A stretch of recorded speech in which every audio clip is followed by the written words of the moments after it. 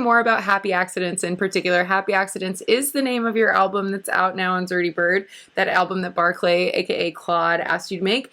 And you told me that you actually made it relatively quickly. Is that true? I did. So I'll explain the process. Barclay basically asked me to do it in May, and I said, okay, this is what I'm going to need to do it, which was like a couple of modules and, visual elements, like the stuff from Alex Pelly that we were going to do. Yes, and, I definitely want to talk about that in a bit as well. Yeah. So I was just like, this is what I'm going to need to make it happen. And then, we got everything by early June. I bought the modules, and then it was about 6 to 7 weeks of live modular jams on my Twitch channel, about 2 to 3 hours each, all tracked live. So like I have all of the recordings in individual channels on Ableton. Right. And then once those 7 weeks were up, maybe it was like halfway through, I started going through those loops, and like I started developing this like little Discord community and like bouncing the loops and being like, which one of these should I finish? Oh, So it was fun. collaborative with this little community I was building. And then it was like basically all realistically, when I first sat down to like write the music or dig through those loops and actually write the tracks, was like start of July to the end of August. Like, or no, not end of August, the beginning of August. My Maxfield, my manager, said, your deadline's August 1st. Get it done. Love a deadline. Yeah, it was roughly 3.5 weeks of being in the studio. Wow. Every day, besides the days that I was touring. It was like, wow. Don't talk to me. It's like 14, 16 hours in the studio. There was a couple of nights where I actually just like fell asleep in my chair there because I was trying to get it all done. I was like, I need to get this done. And it was a strain for sure. But August 1st came around and I had like something like 20 songs. Wow. Maybe more than that. There was definitely like 50 loops that I had started. And we narrowed it down to 12, and that became like 10. And we added a couple with, it was like the last track to get done was the one with me and Claude. I did want to, you already brought up Alex Pelly, which was the visual artist that you worked with, and I think it is fascinating. She works with modular rigs as well. Please tell me how this all works and how you were exposed to her work, and it seems to make sense that you'd work together. So, originally, I was thinking of buying the visual modules myself and doing all the visuals myself, but I was like, with the time that I have, it's just too much. I'm already spread so thin. Yeah. And when I was researching those modules, we came across Alex Pelly. We came across like her demos of the modules I was going to buy. I'm like, why don't we just hit her up? She happened to be based in LA, and I was talking to her about it, and she kind of has the same process as I do. Happy accidents, just mess around until you find something you like. And so it felt like a really good pairing of us to just like have her do the visuals.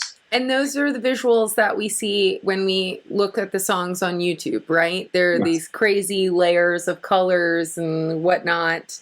I guess I like never thought about that you could do that with visuals. And I was kind of... How do you think they were made? Huh? How do you think they were made? I guess I've just always thought they're like, you do some sort of wizardry on your video editing program. I just don't know. It's like, I don't ask to see how the sausage is made. I just put it in my mouth. I don't know. All right. Well, yeah. So she does everything analog, just like I did for this album. And she basically had to have the final masters of the songs to do it. And she only had like about a week to do it from her time. So she takes the songs, she separates the bands of frequencies, and has those triggers different elements of those visuals. As far as I could tell, that's how she does it. Wow. So cool. Really, so she just does it like as a run through. So she listens to the whole thing as she's tweaking it to make it work. That's so rad. It's like a stream of consciousness creation.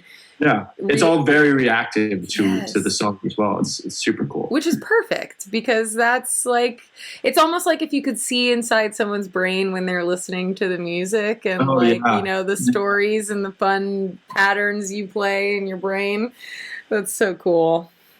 Shout out Alex. Everybody check out Alex on socials, see her work.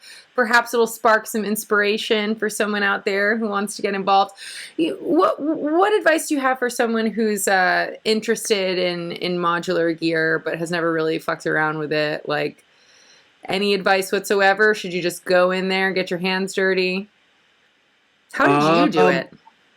You know, I'd say if you're gonna go into it, just know that like you will burn a hole in your wallet. It's very pricey hobby. I'm still in debt from it.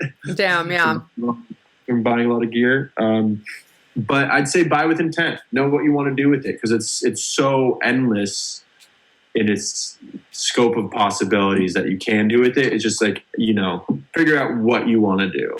I'm actually looking at the recommended channels right now. Colin Benders is online. Ooh. He's streaming. And he's an incredible live modular synthesis guy. Ooh, amazing. I'll have to check him out. But yeah, besides the point. Buy with intent. Know what you want to do with it. If you want to create sounds or if you want to process sounds, that's probably a good place to start. It's just, there's just so much that you can buy. So you're like, I want to process stuff. I want to make things sound cool with sounds that I already have. Or it's like, oh, I want to create new sounds. Modular is just a very haphazard, uncertain way of creating music. Do you have favorite pieces of gear in your setup? Something that just in my modular rack, or just in my gear in general? In general. I love the rig that I have. I want to get a whole nother setup. I want to get it bigger and better and more. But my favorite pieces at the moment, I'd have to say, are and this is a mouthful, is the Rossum Panharmonium Mutating Spectral Resynthesizer. Wow, I like it just for its name. I did too. And then I found out what it did, and I was like, I like it even more. Wow, what does it do? I wish I could tell you. Yes, okay. You just have to find out for yourself. That's what the name suggests. Of course. It's a resynthesizer. Of course. It takes an input of sound and it resynthesizes it. It resynthesizes the sound that you're inputting in. So if I put a vocal into it, I could technically resynthesize that vocal using 33 different oscillators with a cross-coded sine wave. And there's different parameters of it, like the timing of an analysis, the bandwidth of what frequency range that you are analyzing, the number of oscillators that's being used, the type of waveform that is using to resynthesize it. And you can change it as well. You can blend those things together, glide the notes, send feedback through it. I know this is a lot of jargon and esoteric. No, it sounds super fun. I can see why it was easy for you to just spend 10 hours a day streaming and just exploring sounds. Like, yeah, exactly. It must have been harder, if anything, to just say, okay, this is kind of a 3-minute section that I think I could turn into a song and be done with it. Is there a lot of material on the cutting room floor that we might ever see again one day? Yeah, definitely. I mean, look, there's 21 hours worth of audio. Wow. With 4 channels for those 21 hours. So roughly 48 hours of audio. So you've got the next 10 years of your career set. We'll see. Just kidding. Yeah, I mean, I'm already going back through those sessions and being like, wow, this was an incredible idea. If only I had like 3 more weeks to finish this album. Yeah, right. It would have been on there. But I could technically write like 3 more albums with just that material. Wow. Which I might do. We'll see.